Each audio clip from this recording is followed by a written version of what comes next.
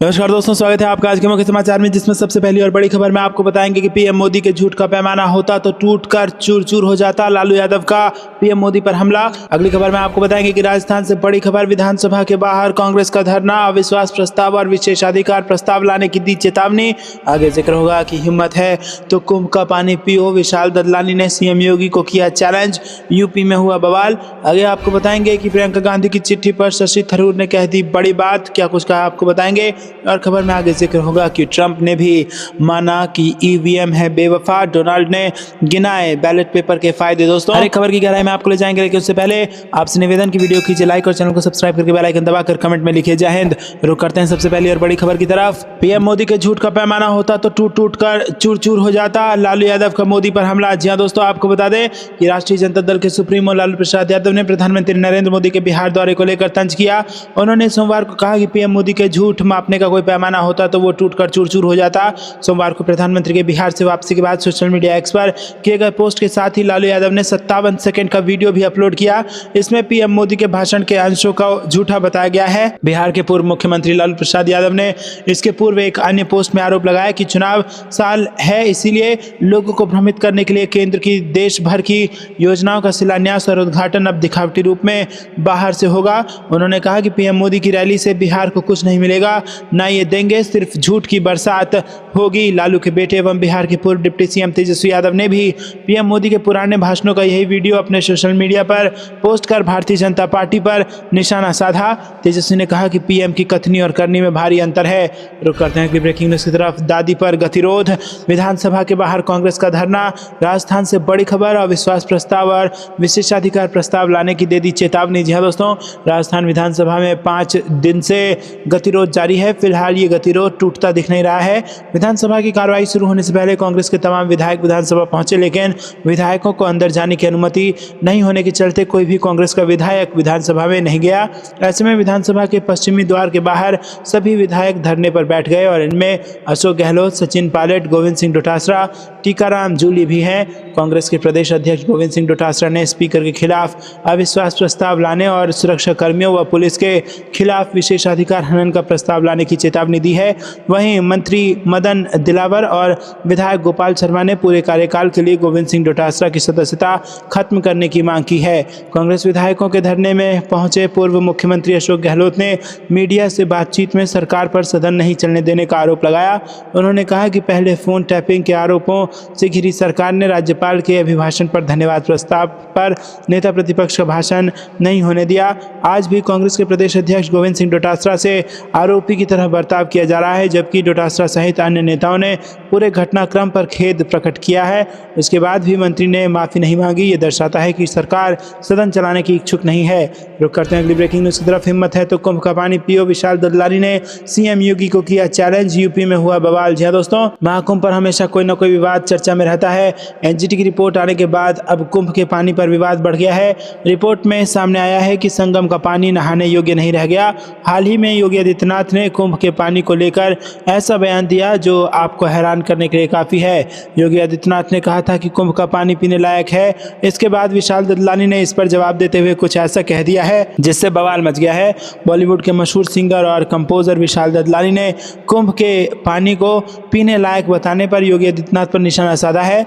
विशाल ददलानी ने कहा कि नफरत करने वालों की चिंता मत कीजिए सर, हमें आप पर भरोसा है। प्लीज आगे बढ़िए और कैमरे पर सीधे नदी से एक अच्छा चंकी ग्लास लेकर पीजिए। जी हाँ, विशाल ददलानी ने कहा कि आप खुद जाकर पानी पिएं और लोगों को दिखाएं। विशाल का इस पोस्ट से सोशल मीडिया पर भी बवाल मच गया है।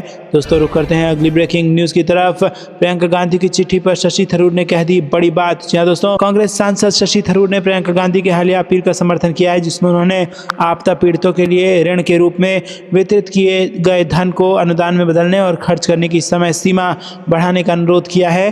थरूर ने सोशल मीडिया प्लेटफॉर्म एक्स पर लिखा कि सरकार द्वारा वायनाड जमीन खिसकने से प्रभावित लोगों के लिए दिए गए राहत को ऋण से अनुदान में बदलने और खर्च करने की समय सीमा बढ़ाने के प्रियंका गांधी के अनुरोध का पुरजोर समर्थन करता हूं। केरल की सबसे बड़ी आपदा के पीड़ित इससे कम के हकदार नहीं है। यह वायनाड की सांसद प्रियंका गांधी द्वारा प्रधानमंत्री नरेंद्र मोदी मोदी को लिखे गए एक पत्र के बाद आया है, जिसमें उन्होंने 30 जुलाई 2024 को केरल जिले के चूरलमाला और मुंडक्कई में हुए विनाशकारी भूस्खलन के पीड़ितों के लिए तत्काल और बिना शर्त वित्तीय सहायता का अनुरोध किया था। अपने पत्र में उन्होंने राहत को अपर्याप्त करार दिया था और धन से जुड़ी शर्तों पर निराशा व्यक्त की थी। केरल के सांसदों के लगातार आग्रह के बाद केंद्र सरकार ने हाल ही में तबाही के पीड़ितों के लिए 529.50 करोड़ रुपए के राहत पैकेज की घोषणा की है। रुक करते हैं अगली ब्रेकिंग न्यूज की तरफ। ट्रंप ने भी मान लिया है ईवीएम को बेवफा, डोनाल्ड ट्रंप ने गिनाए बैलेट पेपर के फायदे। जी हाँ दोस्तों, अमेरिकी राष्ट्रपति डोनाल्ड ट्रंप का हाल ही में एक संबोधन भारत में चर्चा का विषय बन गया है। इस संबोधन में ट्रंप ने ईवीएम और पेपर बैलेट के मुद्दे पर कुछ अहम टिप्पणियां की हैं, जिनका असर भारत में राजनीतिक हलकों में महसूस किया जा रहा है। ट्रंप ने एक बयान में साफ साफ कह दिया है कि वोटिंग के लिए ईवीएम मशीन सही नहीं है। इसको तो यही मतलब हुआ कि कांग्रेस के बाद अब डोनाल्ड ट्रंप ने भी ईवीएम को बेवफा बताया है। दरअसल ये घटना शनिवार की है, जब ट्रंप ने अमेरिका के गवर्नरों को संबोधित किया और इस दौरान उन्होंने पेपर बैलेट और ईवीएम के बारे में अपनी राय साझा की। ट्रंप ने कहा कि एलन मस्क ने मुझसे कहा था कि मशीनें वोटिंग के लिए नहीं बनी हैं, वो इसके लिए सही नहीं है। इसके अलावा MIT के एक प्रोफेसर ने भी कहा था कि चुनाव के लिए पेपर बैलेट ही सही है। ट्रंप ने पेपर बैलेट के फायदे बताते हुए कहा कि ये तरीका अच्छा है, इसे कॉपी नहीं किया जा सकता और इससे धोखाधड़ी की संभावना नहीं होती। ये पेपर बेहद जटिल होते हैं और इनमें वाटरमार्क जैसी सुरक्षा होती है। उन्होंने ये भी कहा कि यदि सुरक्षित और विश्वसनीय चुनाव प्रणाली की बात हो तो बैलेट पेपर सबसे अच्छा विकल्प है, भले ही इसके लिए अधिक लागत आए। रुक करते हैं ब्रेकिंग न्यूज़ की तरफ। धनंजय मुंडे मामले पर शरद पवार बोले, आत्मसम्मान वाला कोई भी व्यक्ति इस्तीफा दे देता है। जी हाँ दोस्तों, महाराष्ट्र के बीड में सरपंच संतोष देशमुख की हत्या के बाद विवादों में घिरे मंत्री धनंजय मुंडे के इस्तीफे की मांग के बीच राष्ट्रवादी कांग्रेस पार्टी के अध्यक्ष शरद पवार ने सोमवार को कहा कि आत्मसम्मान वाला कोई भी व्यक्ति इस्तीफा दे देता। मुंडे के इस्तीफे की मांग राष्ट्रीय स्तर पर सुर्खियों में छाए सरपंच हत्याकांड में उनके करीबी सहयोग के पकड़े जाने के बाद से ही की जा रही है। शरद पवार ने मुंबई में कहा कि कोई भी आत्मसम्मान वाला व्यक्ति इस्तीफा दे देता। पवार ने शिवसेना की विधान पार्षद नीलम गोर्हे की भी आलोचना की, जिन्होंने उद्धव ठाकरे पर निशाना साधते हुए पद पाने के लिए मर्सिडीज कार देने से जुड़े भ्रष्टाचार का आरोप लगाया था। रुक करते हैं अगली ब्रेकिंग न्यूज़ की तरफ। MLC बने रहेंगे लालू के करीबी सुनील सिंह, नीतीश सरकार को सुप्रीम कोर्ट से बड़ा झटका। जी हाँ दोस्तों, RJD के निष्कासित MLC सुनील कुमार सिंह को सुप्रीम कोर्ट से राहत मिली है।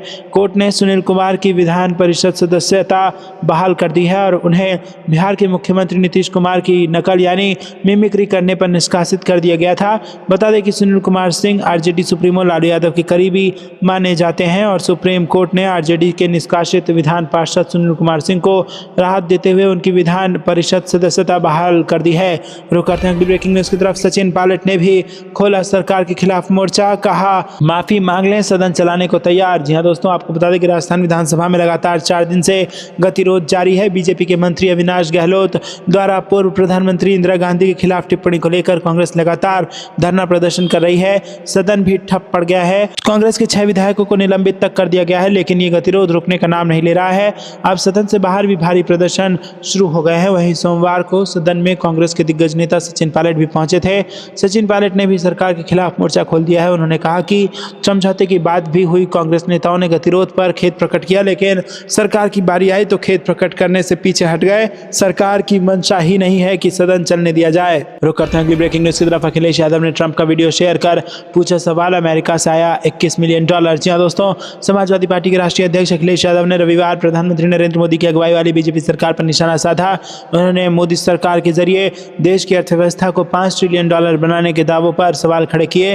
उन्होंने बीजेपी की डबल इंजन सरकार पर अप्रत्यक्ष परोक्ष रूप से कटाक्ष करते हुए आरोप लगाया कि कहीं इनमें से एक इंजन विदेशी तो नहीं। उत्तर प्रदेश के पूर्व मुख्यमंत्री और सपा प्रमुख अखिलेश यादव अमेरिका के राष्ट्रपति डोनाल्ड ट्रंप की सोशल मीडिया पर एक वीडियो शेयर करते हुए भारतीय जनता पार्टी सरकार पर सवाल उन्होंने खड़े किए और उन्होंने एक्स पर लिखा कि जनता पूछ रही है कि भाजपा ट्रिलियन डॉलर का जो राग अलाप रही है उसमें कहीं अमेरिका से आया $21 मिलियन भी जुड़ा है क्या।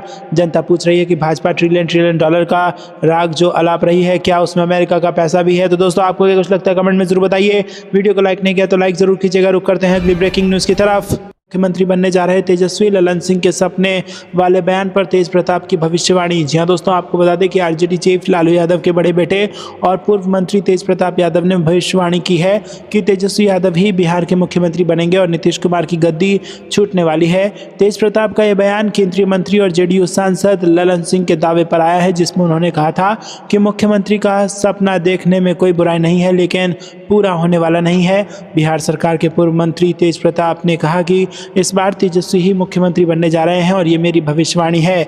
ललन सिंह के कहने से कुछ नहीं होने वाला है। नीतीश की कुर्सी जाने वाली है और तेजस्वी यादव बनने वाले हैं मुख्यमंत्री। ललन सिंह का सपना अब टूटने जा रहा है। इससे पहले तेजस्वी यादव ने अपराधों की सूची जारी की थी, जिस पर ललन सिंह ने निशाना साधते हुए कहा था कि अपराध किसे कहते हैं, जो सामान्य घटनाएं होती है वो अपराध है।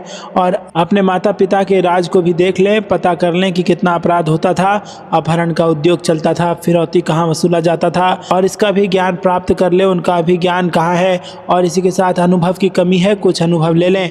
रुक करते हैं अगली ब्रेकिंग न्यूज़ की तरफ। कांग्रेस का केंद्र पर बड़ा हमला, कहा बिन बुलाए अमेरिका गए थे पीएम मोदी, देश को अस्थिर करके चले आए। जी हाँ दोस्तों, कांग्रेस के राष्ट्रीय प्रवक्ता पवन खेड़ा ने शुक्रवार को बड़ा आरोप लगाते हुए कहा कि पीएम मोदी बिना बुलाए अमेरिका गए। एक हफ्ते से एक कहानी चलाई जा रही है कि यूएस एड ने नरेंद्र मोदी सरकार को अस्थिर करने के लिए $21 मिलियन दिए। पवन खेड़ा ने कहा कि अगर इतनी सुरक्षा एजेंसियों के होते हुए भी मोदी सरकार ने भारत में $21 मिलियन आने दिए तो ये शर्म की बात है। वहीं जब इस बारे में मोदी सरकार से सवाल पूछा गया तो वो कहने लगे कि ये पैसा 2012 में यूपीए के समय आया था, ऐसे में क्या 2014 में बीजेपी इसी पैसे से जीती थी। सच्चाई ये है कि यूएस एड के ये $21 मिलियन बांग्लादेश के एनजीओ को गए हैं। और एक समय भारत के प्रधानमंत्री के पद की ऐसी साख होती थी कि अमेरिका तक को पीछे हटना पड़ता था, लेकिन आज अमेरिका से बांग्लादेश में $21 मिलियन आ गए, पर नरेंद्र मोदी को कुछ पता ही नहीं। ये आपका कैसा सूचना तंत्र है, या आपका कैसा इंटेलिजेंस है? क्या बांग्लादेश में आई अस्थिरता का असर भारत पर नहीं पड़ेगा? रुक करते हैं अगली ब्रेकिंग न्यूज़ की तरफ। यूपी के हर व्यक्ति पर 36,000 का कर्ज, अखिलेश यादव का बयान। जी हाँ दोस्तों, उन्होंने कहा कि प्रदेश के इस बजट में भी भाजपा सरकार ने 91,000 करोड़ का कर्ज लिया है। आज़ादी के बाद 2017 तक यूपी पर 3 लाख करोड़ का कर्ज था, लेकिन योगी सरकार के नेतृत्व वाले भाजपा सरकार पिछले 8 साल में 6 लाख करोड़ रुपए का और कर्ज ले चुकी है। उन्होंने कहा कि सरकार उत्तर प्रदेश को लगातार कर्ज के बोझ से दबा रही है। भाजपा सरकार अपनी गलत आर्थिक नीतियों से देश प्रदेश की अर्थव्यवस्था से भी खिलवाड़ कर रही है और ये सब सरकार चंद पूंजीपति के मुनाफे के लिए कर रही है। इस सरकार में गरीब और गरीब होता जा रहा है। महंगाई, बेरोजगारी से हर वर्ग परेशान है। किसान, नौजवान, व्यापारी, महिलाएं सभी परेशान हैं और लोगों के हाथों में पैसा ही नहीं है, जनता की जेब खाली है। सपा प्रमुख ने आगे कहा कि प्रदेश और केंद्र की सरकार में विकास योजनाएं सिर्फ कागजों पर हैं। सरकार झूठे आंकड़े देकर जमीनी सच्चाई को छिपाने का प्रयास कर रही है।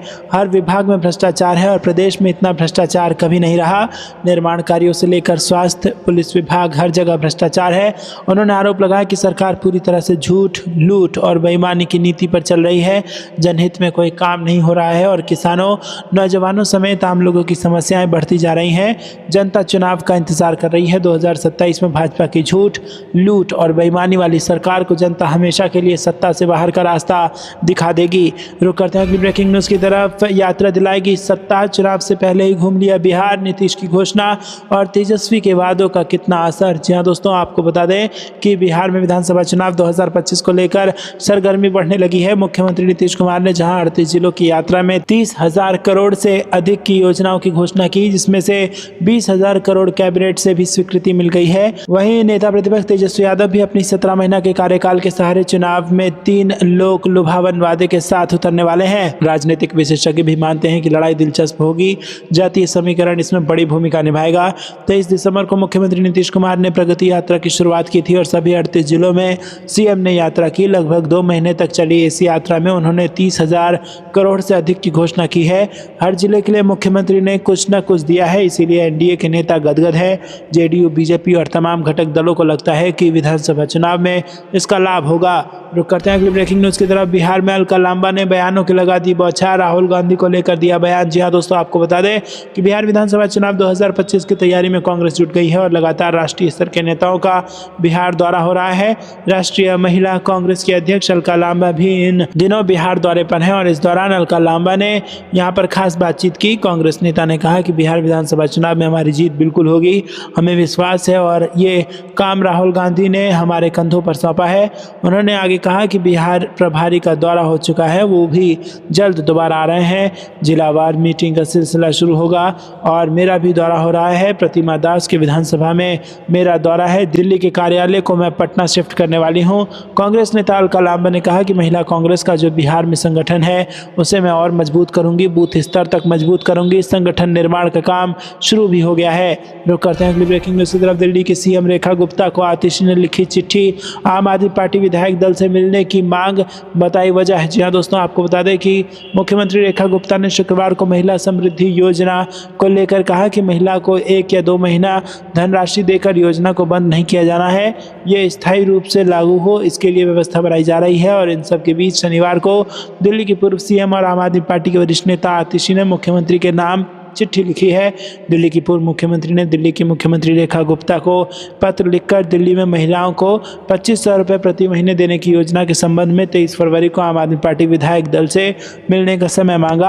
आतिशी ने अपने पत्र में लिखा कि सबसे पहले आपको दिल्ली के मुख्यमंत्री पद का कार्यभार संभालने पर हार्दिक शुभकामनाएं। भारतीय जनता पार्टी के सर्वोच्च नेता एवं देश के प्रधानमंत्री श्री नरेंद्र मोदी जी ने चुनाव प्रचार के दौरान 31 जनवरी 2025 को द्वारका में आयोजित एक रैली में दिल्ली की माताओं बहनों से ये वादा किया था कि भाजपा सरकार बनने के बाद पहले ही कैबिनेट बैठक में उनके लिए 2500 रुपये प्रति माह की योजना पास की जाएगी। दोस्तों, आपको बता दें कि उन्होंने कहा था कि ये मोदी की गारंटी है। 20 फरवरी को आपकी सरकार की पहली कैबिनेट बैठक हुई, परंतु महिलाओं के लिए 2500 रुपये की योजना पास नहीं हुई। दिल्ली की माताओं बहनों ने मोदी जी की गारंटी पर विश्वास किया था और अब वो खुद को ठगा हुआ महसूस कर रही हैं। इस विषय को लेकर आम आदमी पार्टी का विधायक दल 23 फरवरी 2025 को आपसे मिलकर चर्चा करना चाहता है।